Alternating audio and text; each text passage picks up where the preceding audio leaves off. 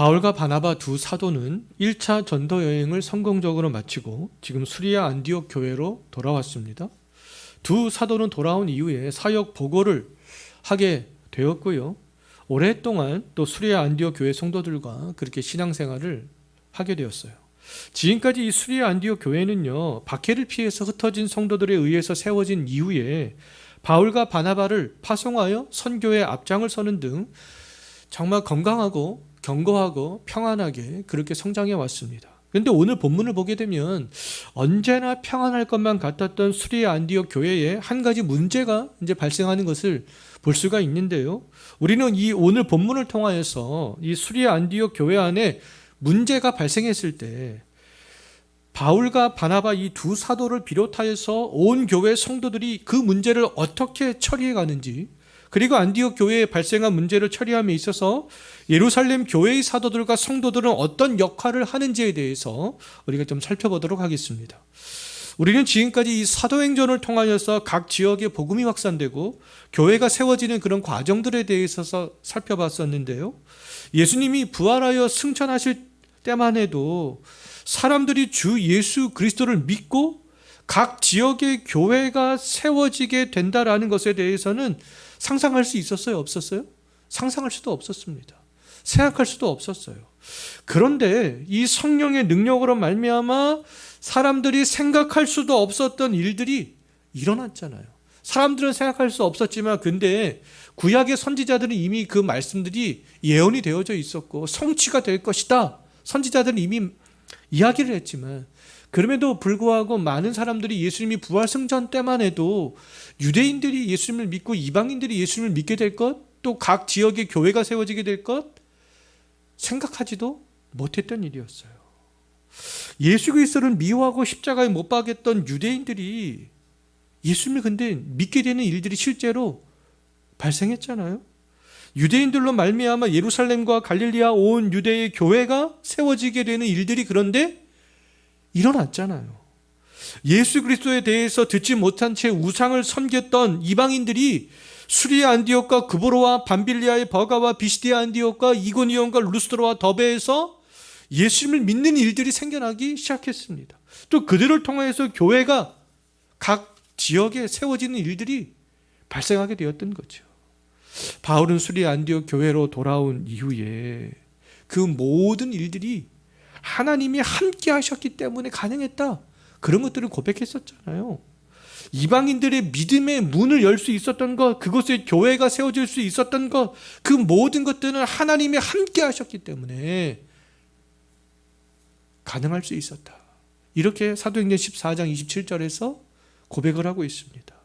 바울이 말한 것처럼 유대인들뿐만 아니라 이방인들이 구원의 백성이 될 수 있었던 것은 하나님이 함께 하셨기 때문에 가능했던 그런 일들이 되겠습니다.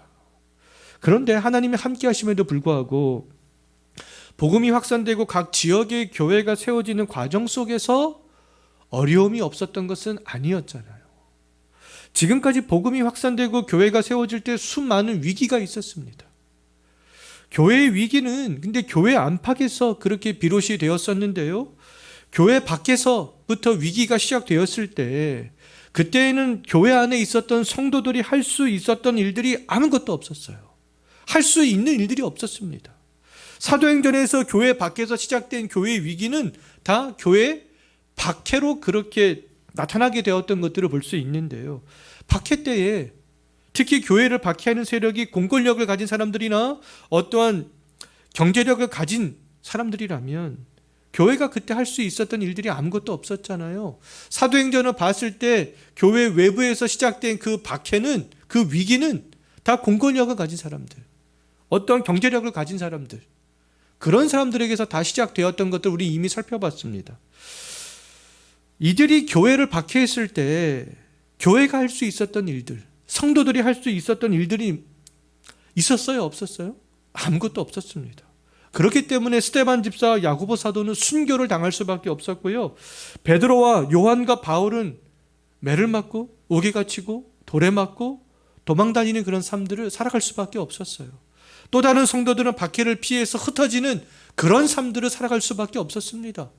교회 밖에서부터 어떠한 교회 안으로 시작된 그런 위기에 직면했을 때 성도들이 이처럼 할 수 있는 일들은 아무것도 없었던 거죠. 그런데 교회 안에서부터 위기가 시작되었을 때는 그렇지 않습니다. 교회의 위기는 교회 밖에서부터 시작될 수도 있고 교회 안에서부터 시작된 경우도 있는데요. 사도행전에서 교회의 위기가 교회 안에 있는 그런 성도들에게서부터 시작되었을 때, 근데 교회 안에 있는 그 성도들은 적극적으로 그 문제를 해결하려고 했던 것들을 볼 수가 있어요. 교회 안에서 시작된 위기는 왜요? 성도들이 충분히 해결할 수 있는 그런 일들이었기 때문에 그렇습니다. 성도들은 교회 안에서 문제가 시작되었을 때 교회 안에서 문제가 더 이상 확대되어 나가지 않도록, 또 교회 안에 분쟁과 분파가 생기지 않도록 빠르게 그 문제에 대해서 해결해 나갔던 것들을 알 수가 있는데, 예를 들어서 그 예루살렘 교회는 구제에 빠지게 된 헬라파 과부들이 히브리파 사람들을 원망하는 일들이 발생했을 때 어떻게 했습니까? 그 문제를 빠르게 해결했잖아요. 7 집사를 선출하여서 성도가 성도를 원망하는 일들을 재빠르게 해결했습니다.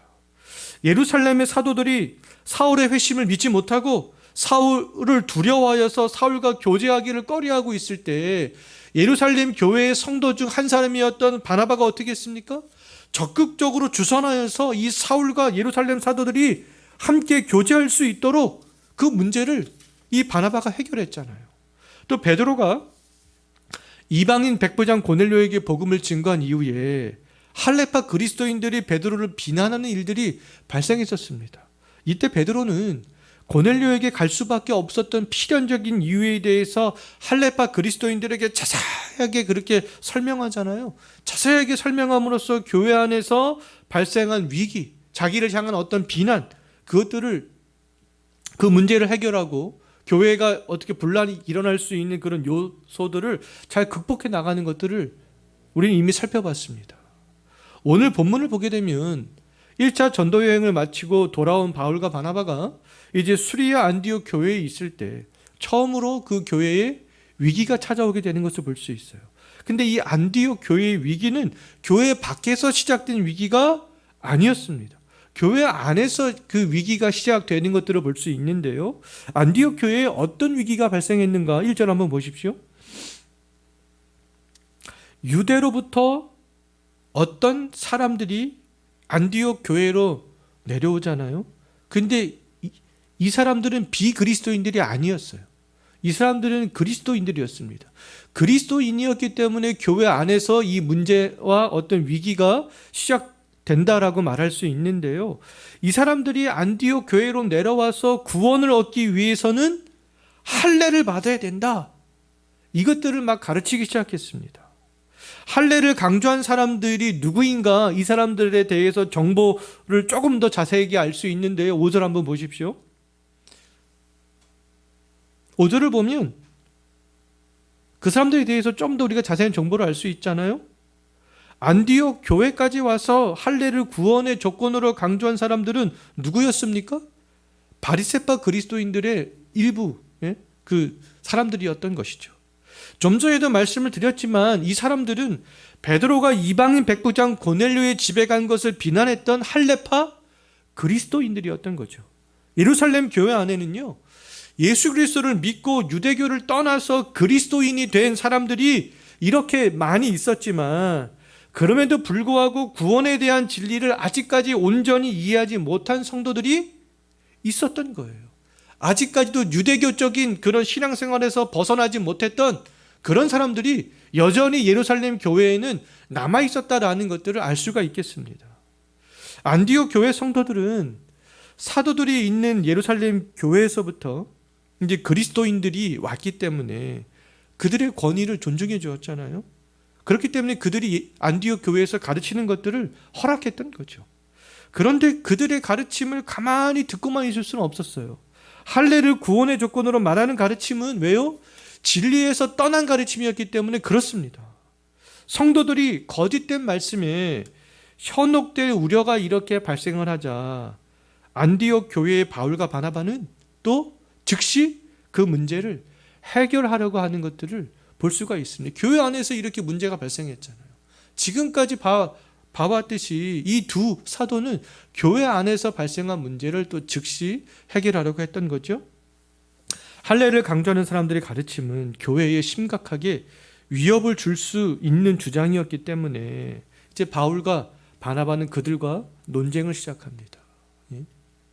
너희들 그런 가르침은 잘못된 거 아니겠느냐? 어떻게 할례를 구원의 조건으로 그렇게 내세울 수가 있어? 그들과 이제 오랫동안 논쟁하는 것들을 볼 수 있어요. 왜요? 성도들이 그들의 가르침에 현혹이 되면 성도들의 구원관이 어떻게 되겠습니까? 할례를 강조하는 것, 그거 하나지만 사실은 그것 때문에 성도들의 구원관이 잘못된다라는 거예요. 또 그거 하나 때문에 성도들의 믿음관이 잘못될 수밖에 없게 되는 것이죠. 또 그거 하나 때문에 그들의 교회관이 잘못될 수밖에 없게 되는 것이죠. 그렇게 하면 그거 하나 때문에 그들의 신앙생활하는 그런 방향성이 어떻게 되겠습니까? 완전히 진리에서 벗어날 수밖에 없기 때문에 두 사도는 그들의 가르침을 그냥 내버려 둘 수가 없었던 거예요. 그래서 두 사도는 그들과 논쟁할 수밖에 없었던 것이죠. 두 사도는 성도들이 바른 믿음을 위해서 할례를 강조하는 사람들과 근데 오랫동안 이렇게 논쟁했음에도 불구하고 안디옥 교회 안에서 그 문제가 쉽게 해결이 되지 않았습니다. 우리 같으면 어떻게 하겠어요? 바울과 바나바 같은 사람이 계속 하면은 그래도 그 사람들 편에 설 것 같은 그런 마음이 있잖아요. 근데 안디옥 교회 성도들은 그렇지 않았습니다. 안디옥 교회 성도들은 두 편으로 나누어지게 되었어요. 바울과 바나바의 의견을 따르는 사람들, 예루살렘으로부터 와서 할례를 강조했던 그 사람들, 나눠지게 되는 것들을 볼 수 있어요. 그럼에도 안디옥 교회 성도들의 장점은 뭐냐 하면 두 편으로 나눠졌지만 서로 막 자기들이 막 그 싸움을 위한 싸움을 하지 않았습니다. 오늘날 교회의 모습들을 보게 되면 그냥 싸움을 위한 싸움을 하는 그런 교회들이 많은데요. 근데 안디옥 교회 성도들은 두 편으로 갈라져 있음에도 불구하고 그들의 마음에는 무엇이 있었냐 하면 진리를 향한 그런 마음이 있었어요. 진리가 뭐냐? 그 바른 구원이 뭐냐? 정말 우리가 그 구원을 얻기 위해서 정말 예수님께서 가르치셨던 그 진리가 뭐냐? 그것을 향한 그런 마음들이 안디옥 교회 성도들에게는 다 있었습니다. 성도들은 두 편으로 나뉘어졌지만 근데 그 진리를 향한 마음이 있었고 그 문제를 해결하기 위해서 이제 어떻게 했는가? 2절 한번 보십시오. 어떻게 했습니까? 바울과 바나바와 그리고 안디옥 교회 성도 중 몇 사람을 택하여서 어디로 보내기로 작정해요? 예루살렘 교회로 보내기로 작정하잖아요. 왜요? 그들은 진리를 알고 싶었기 때문에, 바른 구원관을 알고 싶었기 때문에요. 그래서 예루살렘 교회에 가면 누가 있습니까? 예수님의 제자들 사도들이 있잖아요. 또 자기들보다 신앙생활을 오래 했던 장로들이 있습니다. 그래서 이 예루살렘 교회에 있는 사도들과 장로들의 의견을 듣기를 원했던 것이죠. 바른 구원관이 뭐냐? 그것들을 알고 싶어서요. 평안했던 안디옥 교회에 이와 같은 문제가 발생하게 될 것을 예상한 사람이 있었습니까? 없었습니까? 아마 아무도 없었겠죠. 예루살렘으로부터 그 사람들이 오기 전까지는 우리 교회에 이런 문제가 발생할 거다, 그것들을 예상한 사람은 아무도 없었을 거예요. 그런데 하루아침에 어떤 사람들이 와서 거짓된 가르침을 증거함으로 교회 안에 이렇게 문제가 발생하게 되었잖아요. 우리 교회도 지금은 평안하게 보이지만 언제든지 예상치 못한 데서 문제가 발생할 수 있습니다. 문제가 이렇게 발생했을 때 특히 성경에서 떠난 비진리를 강조하는 사람들로 인해서 문제가 얼마든지 우리 교회도 발생할 수 있잖아요. 지금은 뭐 인터넷 매체, 유튜브, 저도 유튜브 자주 보지만 유튜브, 어떤 집회 세미나 이런 것들을 통하여서 자기의 어떤 생각들을 우리 교회에 와서 주장할 수 있죠. 근데 그것들이 바른 주장이라면 받아들일 수 있지만 성경에서 떠나 있는 것들을 주장할 수도 있습니다. 그럴 때 어떻게 되겠어요? 교회 안에 문제가 발생할 수밖에 없게 되는 거 아니겠어요? 근데 만약 우리 교회 안에도 이런 문제가 발생한다면 이 문제를 해결하기 위해서 우리 온 성도들이 어떻게 해야 되겠습니까? 안디옥 교회처럼 진리가 뭐냐, 진리가. 예? 그것을 위해서 힘을 모아야 되는 거 아니겠습니까? 일시적으로 어떤 문제가 발생했을 때 성도들이 두 편으로 나뉠 수 있어요. 막 세 편, 네 편으로도 나뉠 수 있습니다. 그런 건 어쩔 수 없어요. 그런데 우리가 교회 안에 어떤 문제가 발생해서 성도들이 뭐 두 편, 세 편, 네 편으로 나뉘어졌을 때에라도 잊지 말아야 될 것은 뭐냐면, 그럼 진리가 뭐냐? 성경에서 뭐라고 말씀하고 있느냐? 그것에 대해서 우리가 잊어버리면 안 된다라는 것이죠. 누구처럼요? 안디옥 교회처럼. 안디옥 교회 성도들처럼. 진리 안에서 우리가 하나가 되려고 하는 마음은 변함이 없어야 되는 거 아니겠어요? 안디옥 교회 성도들은 그 진리를 향한 마음이 있었기 때문에 바울과 바나바와 성도 중에 대표 몇 명을 뽑아서 예루살렘 교회로 지금 보내는 거잖아요. 자, 우리에게 오늘날에 진리가 되는 기준은 뭐겠습니까? 바로 바울과 바나바와 예루살렘에 있었던 사도들의 그런 가르침 아니겠습니까? 이들의 가르침을 교회에서 2000년 동안 계승해 온 그런 신학과 교회가 아니겠어요? 우리가 어떤 문제가 발생했을 때 이러한 것들을 기준으로 삼아서 문제를 해결하려고 하는 우리 온 성도들의 마음이 합해져야 되겠습니다. 안디옥 교회에서 파송을 받은 대표들은 예루살렘 교회를 향해서 이제 출발하게 돼요. 바른 구원관이 무엇인지 그거를 향한 열망을 가지고 출발하게 됩니다. 안디옥에서 예루살렘까지는 약 한 500km 정도의 그 먼 거리였지만 예루살렘을 향해서 가는 사람들은 그것들을 힘들게 생각하지 않았어요. 교통이 발달하지 않은 그 시대에 자기들이 교회의 대표자가 되어서 예루살렘까지 가는 것, 어떻게 보면 뭐 굳이 하지 않아도 되는, 왜 오늘날 성도들 왜 하필이면 나야? 이런 생각을 하잖아요. 왜 하필이면 내가 해야 돼? 그런 일들을. 그런데 이 사람들은 그렇게 생각하지 않았어요.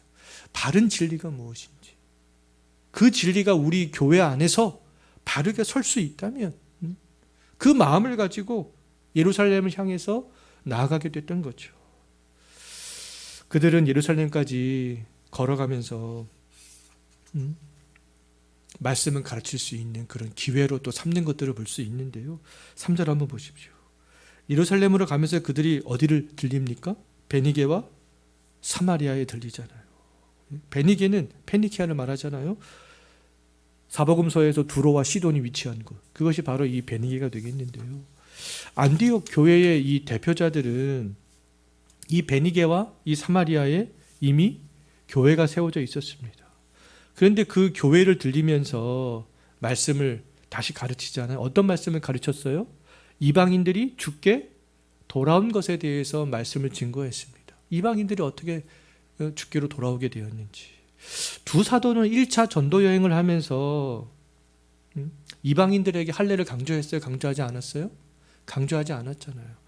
그러면은 이 베니게와 사마리아에 있는 이 교회 성도들에게 어떤 말씀을 증거했겠습니까? 우리가 1차 전도 여행을 할 때 우리 전도를 통해서 이방인들이 주께 돌아왔는데 그 이방인들이 주께로 돌아왔을 때 할례를 강조해서 돌아온 게 아니다. 우리가 지난 내용들을 쭉 살펴봤지만 바울과 바나바는 무엇을 강조했습니까? 우리 주 예수 그리스도와 그분을 보내신 하나님을 강조했잖아요.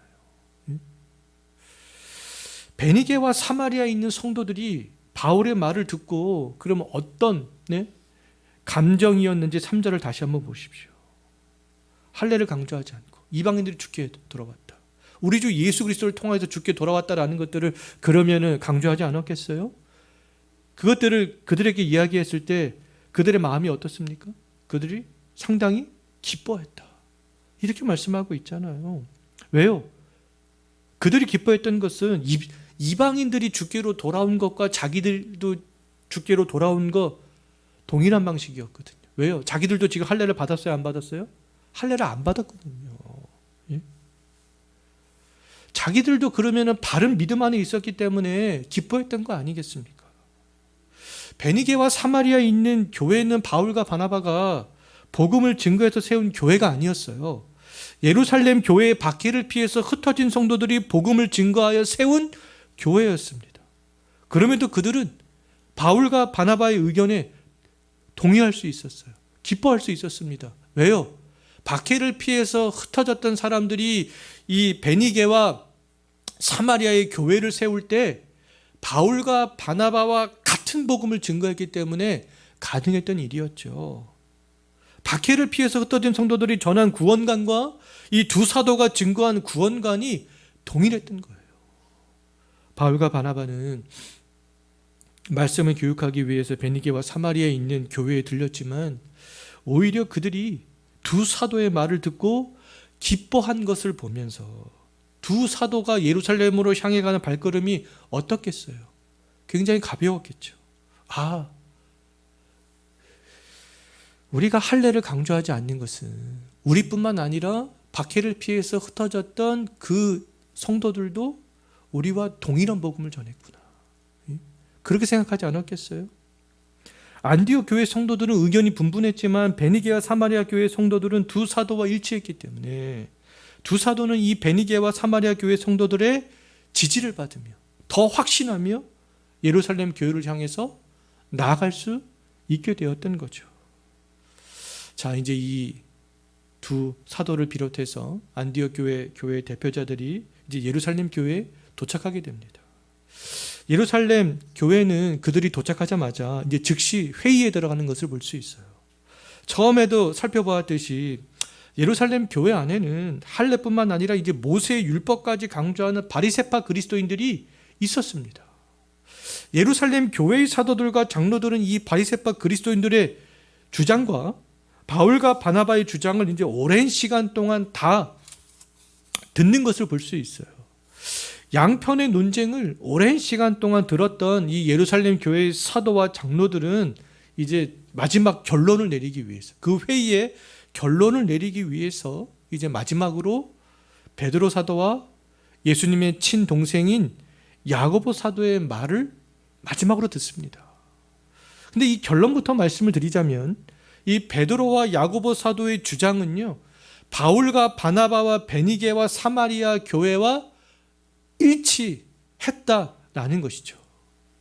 자, 오늘 본문 7절부터 11절까지는 이제 베드로가 마지막으로 주장하는 내용이고요. 13절부터 21절까지는 야고보가 마지막으로 주장하는 그런 내용들이 되겠습니다. 자, 먼저 베드로는 하나님이 인간을 구원하는 방식에 대해서 이제 마지막으로 그 회의에서 이제 이야기하는 것들을 볼 수 있는데요.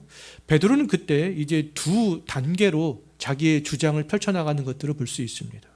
베드로가 설명한 이제 첫 번째 단계는 뭐냐 하면 하나님이 이방인과 유대인을 구원하는 방식에 대해서 쭉 설명합니다.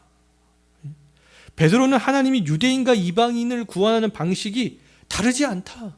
하나님께서는 유대인을 구원하는 방식과 이방인을 구원하는 방식이 동일하다라는 것들을 주장하는 것들을 볼 수 있는데요. 먼저 8절 한번 보십시오. 베드로가 뭐라고 말합니까? 마음을 아시는 하나님이 우리에게와, 지금 예루살렘 교회에 속한 그 유대인 성도들이겠죠? 우리에게와 같이 그들에게도, 여기서 말하는 그들은 누구겠습니까? 바로 7절에 있는 이방인들을 말하는 것이다라고 볼 수 있어요.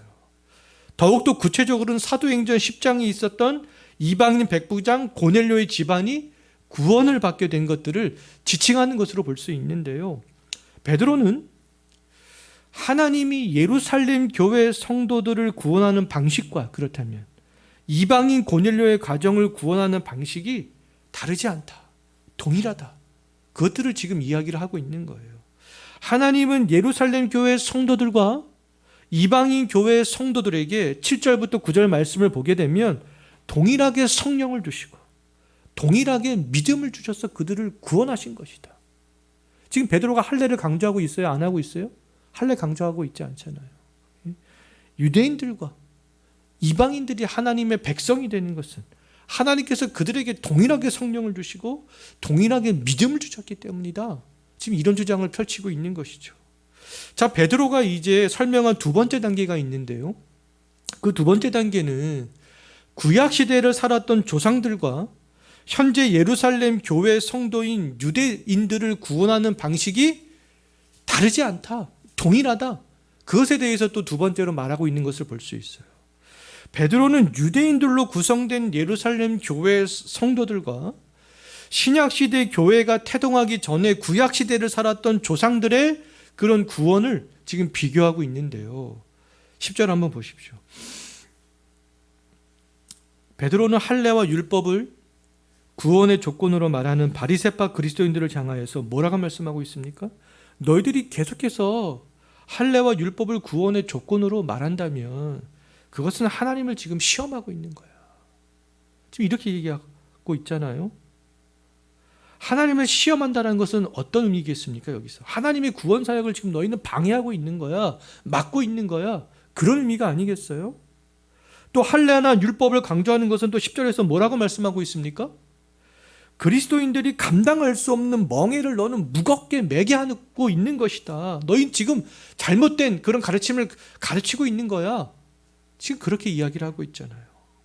할례와 율법을 구원의 조건으로 강조하는 것은 그리스도인들에게 무거운 짐이 될 뿐만 아니라 하나님의 구원 사역을 방해하고 있는 거야.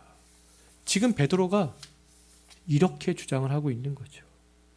베드로는 예루살렘 교회 성도들의 구원과 이방인의 구원을 서로 비교하면서 또 유대인의 조상들과 예루살렘 교회 성도들의 구원을 비교하면서 다 그들의 구원이 동일하다. 구약시대를 살았던 유대인 조상들과 현재 예루살렘 교회를 구성하고 있는 우리 유대인들과 이방인들의 구원은 동일하다. 방법은 동일해. 그것들에 대해서 주장하고 있는데 11절 한번 보십시오. 이제 그것에 대해서 이제 결론을 베드로가 내리고 있는데 어떤 결론을 내리고 있어요? 지금 제가 말씀을 드린 대로 그 결론을 내리고 있잖아요. 하나님이 죄인된 인간을 구원하는 방식은 시대를 불문하고 인종을 불문하고 동일하다. 하나님은 주 예수께서 우리를 구원하시기 위해서 하신 일을 믿는 사람들을 구원하시는 분이야. 그 사실을 믿는 사람들을 구원하시는 분이야. 우리의 구원은 은혜로 된 것이고 그 사실을 믿는 믿음으로 되는 것이지 우리가 할례를 받거나 내가 어떤 율법을 지킴으로 구원을 받을 수 있는 것이 아니다. 베드로가 이렇게 결론을 내리고 있잖아요. 하나님이 모세에게 율법을 준 것은 하나님의 은혜를 입은 언약 백성들에게 준 것이지 구원의 조건으로 이스라엘 백성들에게 그 율법을 준 것은 아니잖아요. 언약의 백성으로 율법을 지키는 것이고 하나님의 은혜에 감사해서 율법을 지키는 것이고 나를 구원해 주신 하나님의 사랑 때문에 율법을 지키는 것이지 하나님의 율법을 내가 구원을 얻기 위해서 지키는 것은 아니다라는 거죠. 율법이나 할례와 같은 행위가 절대로 구원의 조건이 될 수가 없다. 이건 만고의 진리라는 거예요. 이것이 성경의 가르침이라는 거죠. 하나님의 뜻이라는 겁니다. 구원은 무엇으로 되는 거예요? 은혜로 되는 거야. 지금 베드로가 그렇게 강조하고 있잖아요. 오늘날에도 주 예수의 은혜와 우리의 믿음 외에 자꾸만 인간의 행위를 강조하는 사람들이 있습니다. 근데 이 사람들이 행위를 강조하는 것을 보면 그럴듯하게 보여요. 그리스도인들을 볼 때 뭐 세상 사람들과 별로 차이도 나지 않는 것 같습니다. 또 교회를 보니까 어떤 세상의 어떤 다른 집단과 이 교회라는 집단이 별로 차이가 나지 않는 것 같거든요. 그렇기 때문에 그들이 무엇을 주장합니까? 행위를 주장하는 거예요. 행위.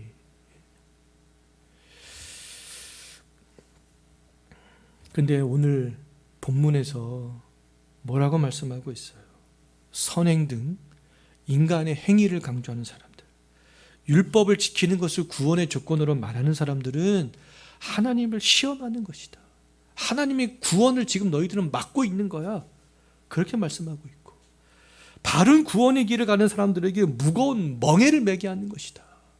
성경에서 그렇게 말씀하고 있잖아요. 하나님이 죄인을 구원하는 방식은 구약시대나 2000년 전이나 오늘날이나 언제나 동일합니다. 하나님의 은혜로 되는 것이죠. 주 예수를 믿는 믿음으로 되는 거예요. 그 은혜와 믿음이 어떻게 생길 수 있어요? 말씀을 들을 때 생기는 거죠. 이방인들이 어떻게 구원을 얻게 되었습니까? 바울이 증거하는 그런 말씀을 들을 때 그 은혜가 임했고 그 믿음이 생겼던 거죠. 2000년 전이나 오늘날이나 동일하다라는 거예요. 동일하다. 이 사실을 믿는 우리들이 해야 되는 일들은 뭐겠습니까? 이 진리를 지키는 거죠. 오직 믿음의 진리, 믿음으로, 은혜로 구원을 얻을 수 있다. 이 진리를 지키는, 교회에서 2000년 동안 이 진리를 지켜왔잖아요. 이제는 우리가 그 진리를 지켜야 된다라는 거예요. 그리고 우리의 자녀들에게 이 진리를 가르치고 계승하는 것이죠. 우리의 자녀들도 그 진리 안에서 신앙생활들을, 그 은혜 안에서, 그 믿음 안에서 신앙생활들을 잘 감당해 나갈 수 있도록 우리 자녀들에게 가르치고 또 가르치는 거죠. 야고보의 주장과 이제 예루살렘 교회가 이제 베드로가 한 주장에 이어서 이제 16절부터 나오는 것을 볼 수 있는데요. 야고보의 주장과 예루살렘 교회가 내린 최종적인 그런 결정은 우리가 다음에 살펴보도록 하겠습니다. 자, 이제 오늘은 말씀을 정리하고 마치겠는데요. 수리아 안디옥 교회에서 할례의 조건으로 말하는 사람들 때문에 평안했던 교회에 위기가 찾아오게 되었잖아요. 안디옥 교회의 대표였던 바울과 바나바는 이 거짓된 복음을 가르치는 그 사람들을 간과하지 않고 교회에 발생한 문제를 해결하기 위해서 그들과 논쟁을 하게 되었습니다. 그럼에도 불구하고 이 교인들의 의견이 나뉘게 되자 두 사도와 온 교회는 예루살렘 교회 사도들과 장로들의 도움을 받기로 그렇게 결정을 하게 되는 것이죠. 왜요? 진리에 관심이 있었기 때문에 그런 결정을 할 수 있었던 거잖아요. 두 사도는 베니게와 사마리아 교회 성도들의 이제 지지를 받으며 예루살렘 교회에 도착하게 되잖아요. 베드로는 하나님이 죄인을 구원하는 방식은 차별이 없다. 어느 시대나 누구에게나 동일하다라는 것들을 주장함으로 바울과 바나바의 의견을 지지했던 것들을 우리는 오늘 살펴봤습니다. 자, 이 말씀을 생각하면서 우리 교회도 언제든지 분쟁의 소지가 될 수 있는 문제가 생길 수 있잖아요. 문제가 생기지 않게 할 수는 없습니다. 우리 교회도 언제든지 문제가 발생할 수밖에 없어요. 생길 수 있어요. 지금은 평안하지만. 그때 우리들이 해야 되는 일들은 교회 안에서 발생한 문제를 조기에 해결할 수 있도록 발빠르게 힘을 모으는 것이죠. 힘을 모으되 어떻게 모아야 되겠습니까? 내 생각이나 내 경험을 먼저 주장하면 분쟁은 파국으로 치닫을 수밖에 없어요. 그럴 때 우리가 힘을 모아야 될 것은 바른 기준이죠. 성경에서 뭐라고 말씀하고 있는가? 진리가 무엇인가? 이렇게 안디옥 교회 성도들처럼 우리 교회도 언제든지 문제가 생겼을 때 그렇게 진리를 향하는 그런 마음들이 있어야 된다라는 것입니다. 특히 오늘날에도 그럴듯한 말로 인간의 선행과 같은 행위를 구원의 조건으로 강조하는 사람들이 점점 더 많아지고 있어요. 근데 행위는 구원의 조건이 될 수 없습니다. 오직 은혜, 오직 믿음은 2000년 동안 바른 교회가 지켜온 그런 진리가 되는 것이죠. 이제는 우리가 그 진리를 지켜야 될 그런 차례라는 겁니다. 또 우리의 구원관이 흔들릴 때 나의 행위에 집중하면 근데 평안을 찾을 수가 없습니다. 나의 구원이 흔들릴 때 내 행위를 보면 어떻게 되겠어요? 불안정할 수밖에 없는 거잖아요. 하나님께서 주 예수 그리스도를 통해서 베풀어 주신 그 은혜에 집중해야 되는 것이죠. 주께서 우리의 구원을 베푸신 은혜에 집중할 때 우리들은 평안과 기쁨을 누릴 수 있게 된다라는 겁니다. 지금 이번 한 주간도 정말 살아가시면서 진리의 터 위에 우리가 견고하게 살아갈 수 있는 이번 한 주가 되었으면 좋겠습니다. 기도하겠습니다.